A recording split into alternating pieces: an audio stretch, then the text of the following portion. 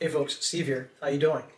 I am installing the pullouts. They finally came in a couple of weeks ago, and today I have an opportunity to install them. I have 3 installed. I haven't obviously put the faces on them yet, but I have one more to do, right down there. The unit, right in that corner. All of the pieces and parts and shelves, well really it's just the shelves and the shelf pins are all over in here. Figured I'd just film one and say this is how I did it. So this is how I'm going to do it. First thing I did was I took a height of that thing just to make sure I knew exactly how tall it was and that it would fit in the cavity. This pull-out cavity is built is that under here actually you have the floor of this cabinet, which is flush with the face frame, but of course underneath, because it's only 3/4, this is an 1.5-inch rail, and so I have to make up some of that difference. For that, I went ahead, jumped on my table saw, and I made a 3/8 by 4 and I don't know, 4 3/8 shim or something like that, the depth of the cabinet. For this, I'm just going to use my pin nailer, and I'm going to just pin it up there with 2 or 3 pins because I'm about ready to screw through it anyway. So that's the first step.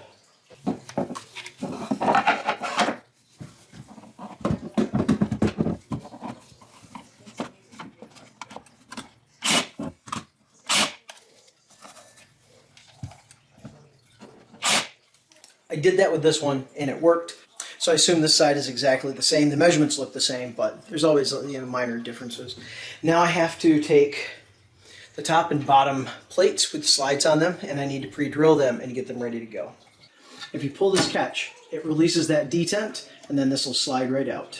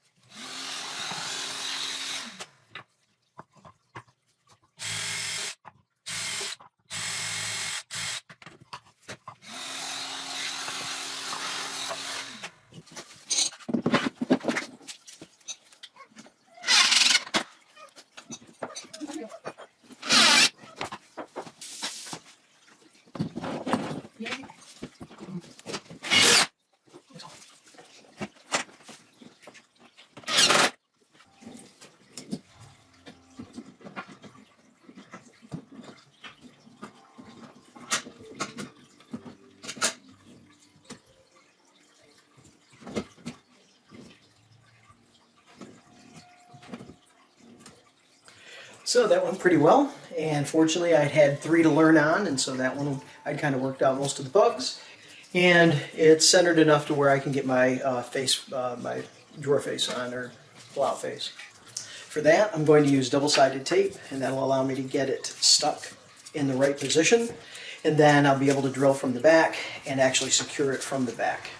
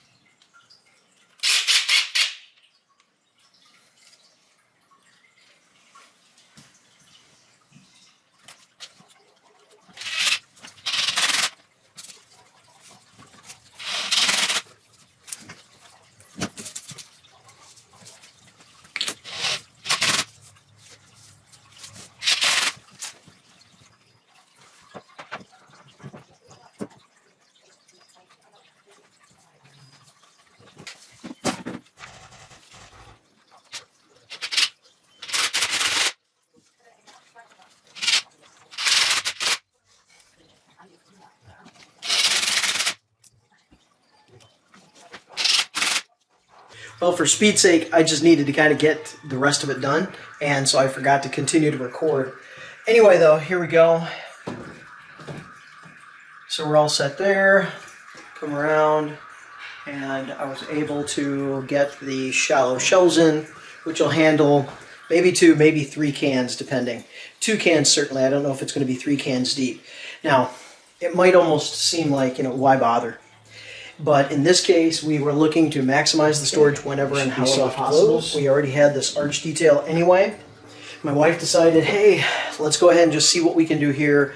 It might not be much, it might not be usable, but let's go ahead and shoot for it. And of course, with all the thicknesses of all the wood that you have to worry about and the opening and everything else, you don't get much, but you do get enough for a can, and actually for 2 cans. Now these are regular size cans, they're not going to be wide cans, they're not going to be super tall cans. But we have 4 of them, and that's a help. So, yay. And then looking around the rest of the room, so you see the arch detail, tin ceiling. Taking a quick look around at the finished space in our pantry, here's what we have. Down here we have basically some vegetable storage. Those grates allow for ventilation. Basically, above that we have food and appliance storage. They have basically pull-out or roll-outs, if you will. I'll show you one. The advantage of the pull-out actually allows you full access to the back. And we have 1, 2, 3, 4, 5 in each one of those cabinets.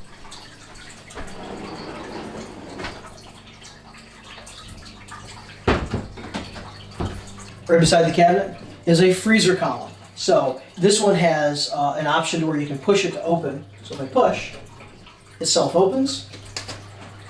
And there you go. Everything in here is a freezer, no refrigeration.